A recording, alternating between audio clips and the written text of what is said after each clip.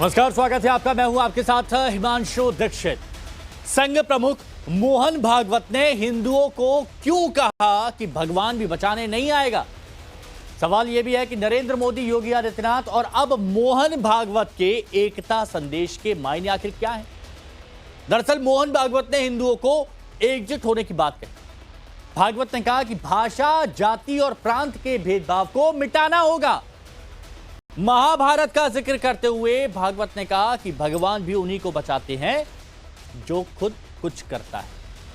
साथ ही भागवत ने एक बार फिर हिंदू राष्ट्र की हुंकार भरी, लेकिन भागवत के बयान पर असदुद्दीन ओवैसी ने पलटवार किया और पलटवार करते हुए कहा कि देश के हिंदू और मुसलमानों को खतरा मोदी से है और मोहन भागवत से है। सवाल यह भी है कि भागवत के हिंदुओं को एकजुट होने के संदेश से असदुद्दीन ओवैसी परेशान क्यों हो गए, इस पर आज चर्चा करेंगे, लेकिन पहले एक रिपोर्ट आपके सामने।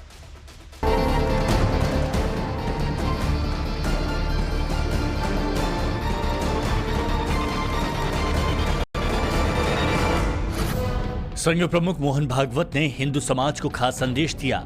मोहन भागवत ने हिंदुओं को एकजुट होने का आह्वान किया। संघ प्रमुख ने कहा कि हिंदू समाज मतभेद और विवाद मिटाकर एक साथ है। समाज में सबके मन में एक दूसरे के प्रति सद्भावना, आत्मीयता चाहिए।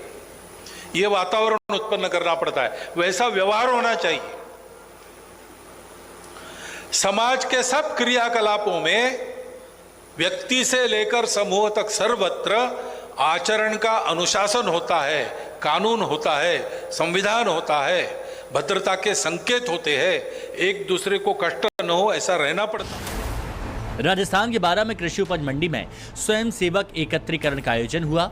संघ प्रमुख मोहन भागवत ने इसी के समापन के मौके पर हिंदू समाज को एकता का संदेश दिया। भागवत ने कहा कि भाषा, जाति और प्रांत के भेदभाव को मिटाना होगा। महाभारत का जिक्र करते हुए भागवत ने कहा कि भगवान भी उन्हीं को बचाते हैं जो कुछ करता है। क्योंकि हिंदू समाज को एक आदत है, वो ठेका दे देता है, भगवान बचाओ। अरे भगवान उनको बचाता है जो खुद कुछ करते हैं। वो पांडव जब अपने शस्त्र निकालकर रथ में बैठे युद्ध के लिए, तब भगवान ने उनका सारथ्य किया। भगवान का तो सामर्थ्य था, कुछ करने की जरूरत नहीं थी। भ्रुकुटी टेढ़ी कर देते तो सब दुष्ट लोग मर जाते, लेकिन भगवान ने ऐसा नहीं किया। क्यों? भगवान ऐसे कभी करता नहीं। काम तो उसकी दुनिया में जिन्होंने जन्म लिया है उन्हीं को करना पड़ता है। आरएसएस प्रमुख ने समाज में आचरण, अनुशासन और कर्तव्य का संदेश दिया। भारत की हजारों साल पुरानी विरासत का जिक्र किया। बोले, भारत एक हिंदू राष्ट्र है जहां सभी को सम्मान मिलता है। हम भारत माता के पुत्र हैं और इसलिए भारत माता के लिए जिएंगे, मरेंगे। लेकिन भारत में भारत के लिए जिम्मेवार समाज कौन सा है? वो हिंदू समाज है, क्योंकि भारत हिंदू देश है, हिंदू राष्ट्र है। परंपरा से, प्राचीन समय से यहां पर हिंदू लोग रहते आए। हिंदू नाम बहुत बाद में आया, लेकिन उस समय से जो रहते आए थे उन्हीं को हिंदू नाम मिला। हिंदुओं को एकजुट करने और हिंदू राष्ट्र की बात करते ही असदुद्दीन ओवैसी बौखला गए। चीन का जिक्र करते हुए सीधे सीधे प्रधानमंत्री मोदी और संघ प्रमुख मोहन भागवत पर हमला बोला और कहा कि भारत में हिंदू और मुसलमानों को खतरा नरेंद्र मोदी और मोहन भागवत से है। भारत के 78 करोड़ हिंदुओं को खतरा है। सुनो मोहन भागवत, न भारत के हिंदुओं को खतरा है, न भारत के मुसलमानों को कोई खतरा है। हां, एक खतरा भारत के मुसलमानों को, हिंदुओं को, दलितों को, आदिवासियों को, सिखों को, ईसाइयों को है। वो किससे है? नरेंद्र मोदी और मोहन भागवत से खतरा है। हमको खतरा तुमसे है। और मोहन भागवत सुनो, चीन भारत की 2000 स्क्वायर किलोमीटर पर कब्जा करके बैठ गया और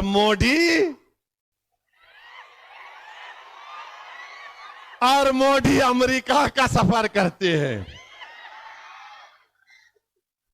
2000 स्क्वायर किलोमीटर पर चीन कब्जा करके बैठा हुआ है डेमसाक में। मोहन भागवत, आप भी चीन से डरते हैं क्या? भारत माता के पुत्र है। हिंदुओं की एकता की बात जो मोहन भागवत कह रहे हैं, वो बात पहले ही प्रधानमंत्री नरेंद्र मोदी और यूपी के सीएम योगी आदित्यनाथ भी कह चुके हैं और संदेश दे चुके हैं कि बटेंगे तो कटेंगे। कांग्रेस और उसके साथियों का एक ही मिशन है, समाज को बांटो, लोगों को बांटो और सत्ता पर कब्जा करो। इसलिए हमें अतीत से सबक लेना है। हमें हमारी एकता को ही देश की ढाल बनाना है। हमें याद रखना है, अगर हम बटेंगे तो बांटने वाले महफिल सजाएंगे। हमें कांग्रेस और महाअघाड़ी वालों के मंसूबों को कामयाब नहीं होने देना है। राष्ट्र तब सशक्त होगा जब हम एक रहेंगे, नेक रहेंगे, तभी नेक रहेंगे। बटेंगे तो कटेंगे। आप देख रहे हैं ना, बांग्लादेश में देख रहे हो ना, तो वो गलतियां यहां नहीं होनी चाहिए। बटेंगे तो कटेंगे, एक रहेंगे तो नेक रहेंगे। ऐसे में सवाल है, क्या हिंदुस्तान में हिंदू या मुसलमान कौन खतरे में है? सवाल यह भी है कि क्या भागवत के एकता संदेश से हिंदू सबक लेंगे? उससे भी बड़ा सवाल है कि भागवत के एकता संदेश से ओवैसी भाईजान क्यों परेशान हैं? Bureau report, times now of Bharat.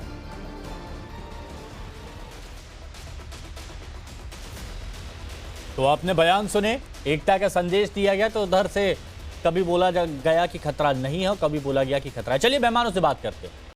हमारे साथ में आज इस चर्चा में संजय राणा जी राजनीतिक विश्लेषक हैं, जुड़े हुए हैं। हमारे साथ में करण वर्मा साहब राजनीतिक विश्लेषक जुड़े हुए हैं।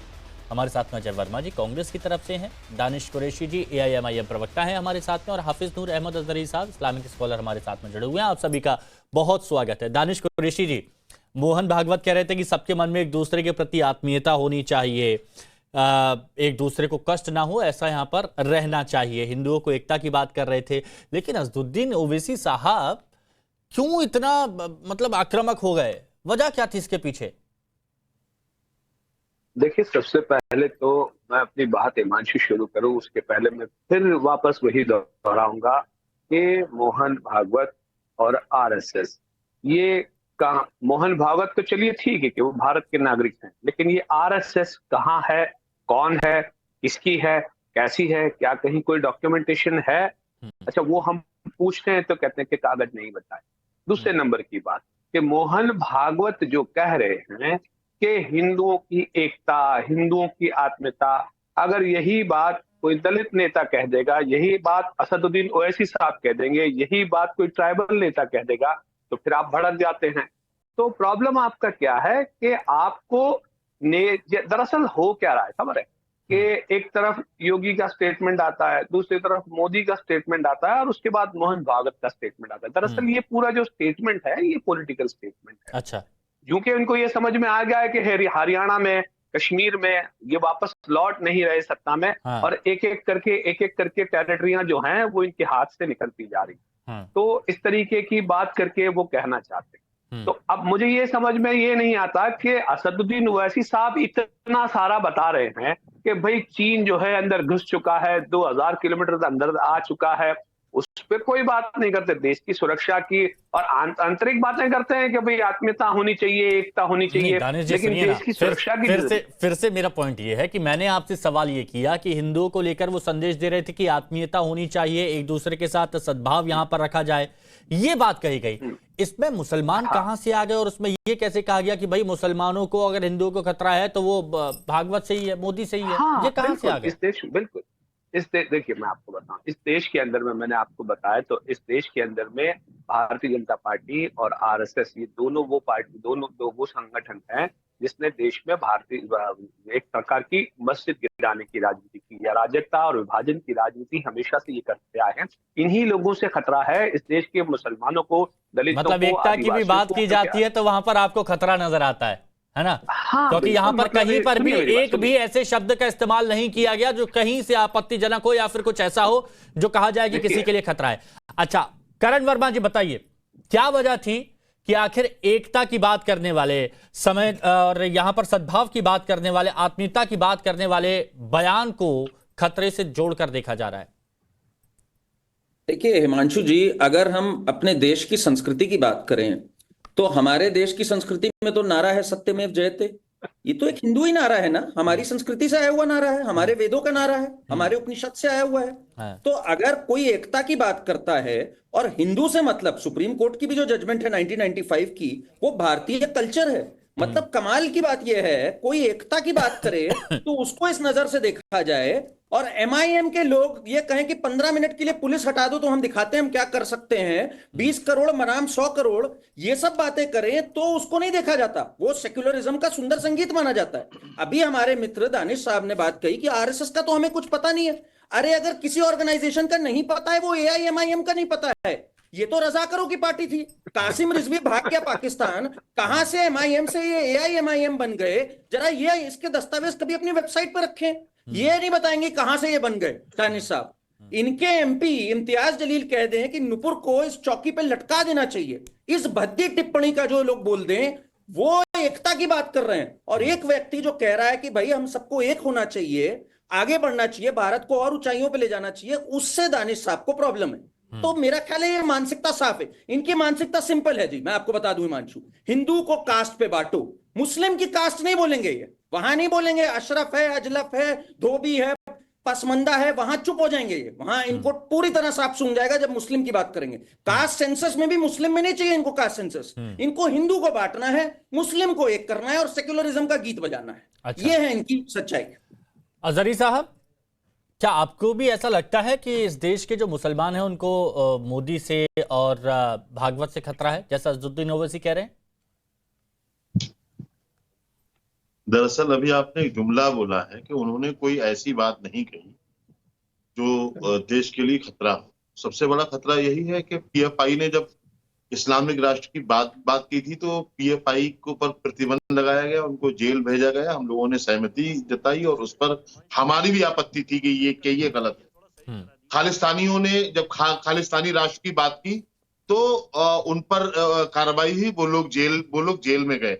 लेकिन ये हिंदू राष्ट्र की बात करने वाले ये कौन होते हैं? मोहन भागवत जी। क्या ये खतरा नहीं है देश के लिए?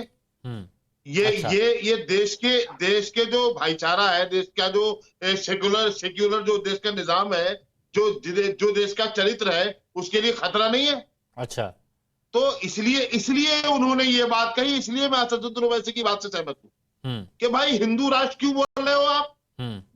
हिंदू राष्ट्र नहीं तो मुसलमानों को खतरा है पीएम मोदी से और भागवत से, ये आप मानते हैं? अगर हिंदू राष्ट्र की बात करेंगे तो खतरा है। और सबके विकास की जो बात की जाती है उस पर खराब करेंगे। कौन से विकास की बात? पूरे दिन आपके चैनलों से ही जाहिर होता है हिंदू मुसलमान की सिवा कुछ नहीं होता है, सिर्फ और सिर्फ डराने की कोशिश की जाती है। चाहे उत्तर प्रदेश ले लो, उत्तराखंड ले लो, अजहरी साहब, आसाम ले लो। एक्चुअली सुन लो। हाँ, बोलिए।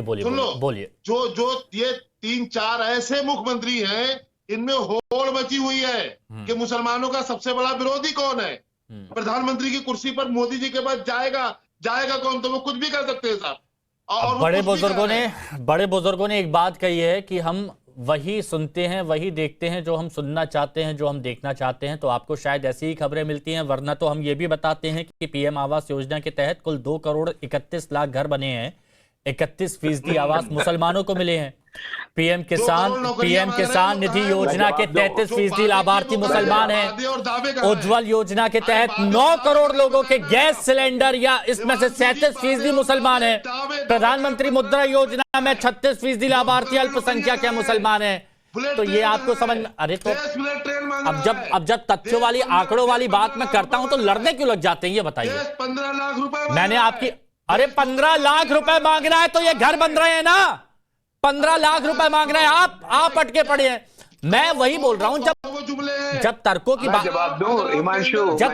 बात चल रही है तो आप बहस क्यों करने लग जाते हैं? मैं जवाब दूं? एक मिनट पहले अजहरी साहब, क्यों?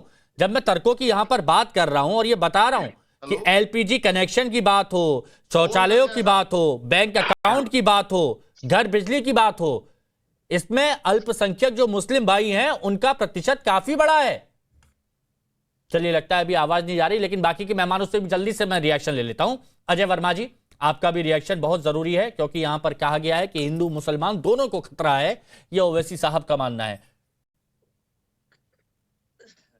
देखिए एंकर महोदय, भारत एक सेकुलर देश है। यहाँ हिंदू मुस्लिम सिख ईसाई बौद्ध पारसी सबको समानता का अधिकार भारत देता है। तो पहला मैं एक सवाल आप मोदी जी से पूछवाएं या आरएसएस से पूछवाएं कि क्या भारत हिंदू राष्ट्र है संविधान के अनुसार? मैं हिंदू हूं, आप हिंदू हैं। हिंदू होना और चीज है, धर्म होना और चीज है। अगर संविधान के अनुसार नहीं है तो मोहन भागवत जी जो कह रहे हैं कि भारत एक हिंदू राष्ट्र है, क्या वो नियमानुसार संविधान के अनुसार सही कह रहे हैं या खाली प्रोपोगंडा फैला रहे हैं? क्योंकि मेरी एक डिबेट एक देश के बड़े चैनल पर सुधांशु त्रिवेदी के साथ थी, और उस गोदी मीडिया की एंकर से जब मैंने बात कही कि नरेंद्र मोदी जी तो पूरे बहुमत में हैं, आप इस राष्ट्र को हिंदू राष्ट्र घोषित कर दीजिए अगर आपके पास फुल बहुमत है, तो तब सुधांशु त्रिवेदी ने और उस गोदी मीडिया की एंकर ने ये कहा, अरे आप तो बांटने का काम करते हैं, भारत में हिंदू मुस्लिम सिख ईसाई बौद्ध पारसी सबको समान। इधर उधर की बात कर रहे हैं, आप अपनी बात यहाँ पर रखिए ना। विखंडन की बात कर रहे हैं, अजय जी सुन लीजिए सुन लीजिए। तो या तो वो गलत थे या मैं गलत था। अच्छा, भागवत जी कह रहे हैं भगवान बचाने नहीं आएगा। ये नास्तिक आदमी है, ना भगवान को मानते ना राम को मानते, उनका पॉलिटिसाइज करते हैं, उनको यूज करते हैं, उनका यूज करते हैं, और केवल उनके नाम पे चंदा खाना, उनके नाम पे भी अयोध्या कॉरिडोर में घोटाला करना, सीएजी की रिपोर्ट है, उनके नाम पे जमीन घोटाले करना, और अब कह रहे हैं साहब भगवान बचाने नहीं। आदरणीय नेताजी, आप मुद्दे पे नहीं रहते हैं, दिक्कत आपकी सबसे बड़ी यही है। मैंने आपसे कहां से शुरुआत की थी और आप कहां पर ले गए हैं। भगवान उसी की मदद करता है जो प्रयास करता है, ये बात वहां पर कही गई। अब आपने उनको नास्तिक ही बता दिया, अब आपने उसको नास्तिक ही बता दिया जय वर्मा जी। चलिए कोई नहीं, सौरभ मालवीय जी बताइए, सबका सवाल एक ही है कि आरएसएस मोहन भागवत हिंदू राष्ट्र की बात करते हैं और ये गलत है और इसी से खतरा है। सौरभ मालवीय जी। हिमांशु जी, आरएसएस हिंदू राष्ट्र की बात करती है, ये तो सत्य है, लेकिन भारत में रहने वाला हर व्यक्ति हिंदू है, वो गर्व के साथ कहता है कि वह हिंदू है।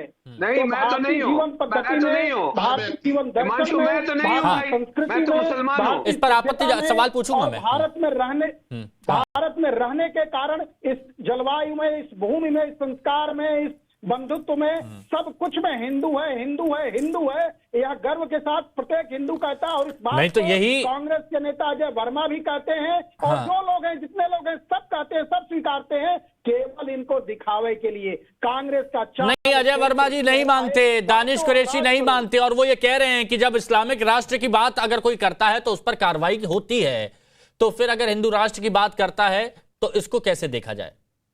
इस पर क्यों नहीं आपत्ति जताई जाती? निश्चित तौर पर कांग्रेस ने लंबे समय, अजय जी मैंने पूछा ना, जवाब लीजिए ना, जवाब ले लेते हैं एक बार। भारत को बांटने का काम किया है, बांटने के सिवा कुछ नहीं किया है। इसलिए उसके चाल चरित्र और चेहरा में एक ही चीज दिखता है कि कैसे समाज को, भारतीय समाज को बांटे, कैसे लोगों को बांटे और सत्ता में बने रहे। इस चाल, अब देखिए राहुल गांधी कभी जनेऊधारी ब्राह्मण हो जाते हैं, कभी कोई गोत्र हो जाते हैं, नई नई तरह की चीजें खुद प्रस्तुत करने लगते हैं। तो है कहाँ राहुल गांधी? हिंदू है या है क्या? अगर 56 इंच का सीना है तो हिंदू राष्ट्र घोषित करो ना। यहाँ बैठ के नकली हिंदू बन रहे हो, यहाँ बैठ के नकली बातें कर रहे हो, यहाँ बैठ के गॉडसे की विचारधारा चला रहे हो, यहाँ बैठ के मत खुश करिए, भारत और भारतीयता में विश्वास करिए भाई। अरे वो अपनी पार्टी की बात क्यों नहीं करेंगे मालवीय जी? मालवीय जी वो तो अपनी पार्टी की बात करेंगे ना, अगर कांग्रेस के नेता हैं तो वो कांग्रेस की बात करेंगे, क्यों नहीं करेंगे वो? तो यही हिमांशु जी, यही बात तो मैं कह रहा हूँ, चाल चरित्र चेहरा कांग्रेस का यही है कि इनको खुश करो, यहाँ बांटो, वहाँ बांटो। हाँ तो वो कहते हैं कि नहीं है हिंदू राष्ट्र, नहीं तो कांग्रेस कहती है कि नहीं है हिंदू राष्ट्र की बात गलत है।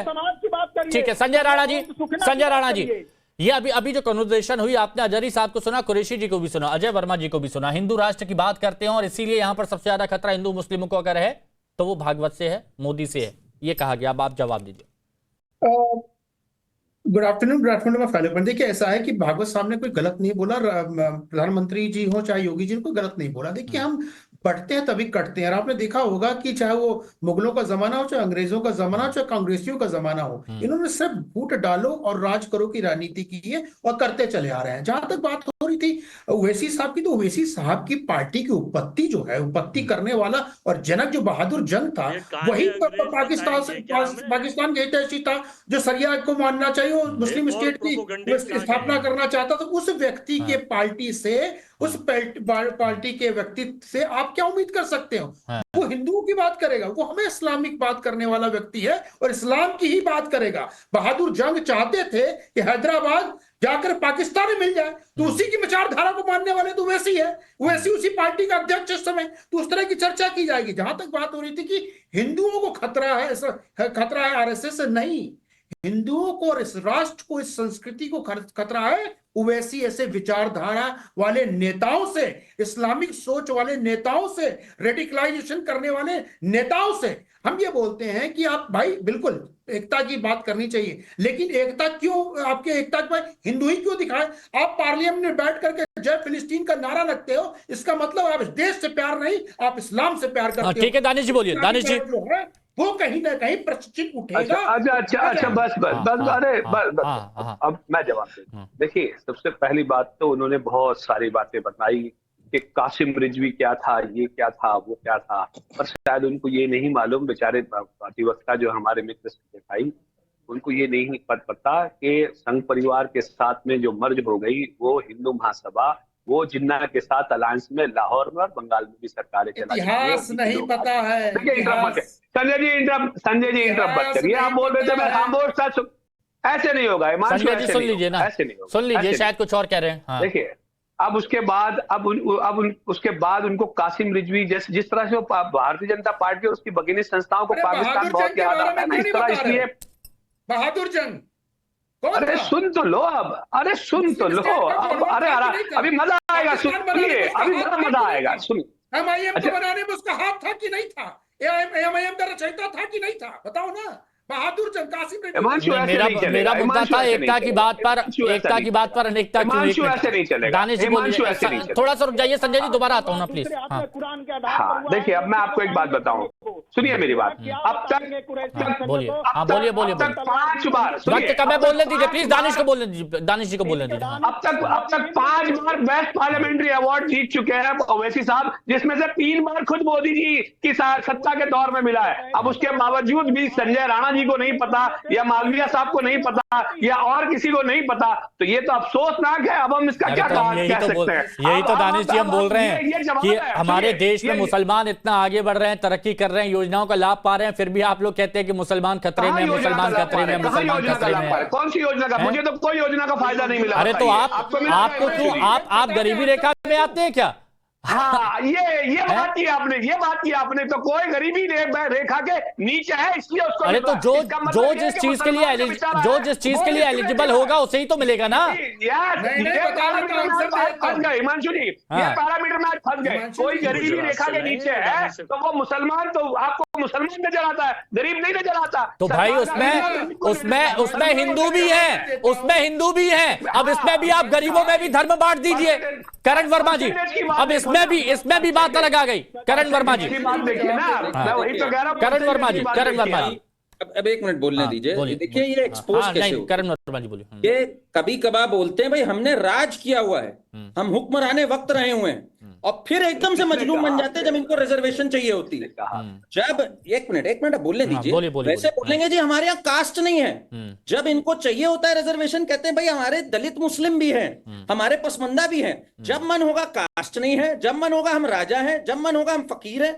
अरे भैया बैठ के फैसला कर लो, हो क्या पहले, मजलूम हो कि तेरे रहे हो कि राज किया है, कि कास्ट है कि नहीं है, एक बार फैसला कर लो सब मौलानाओं को बुलाकर।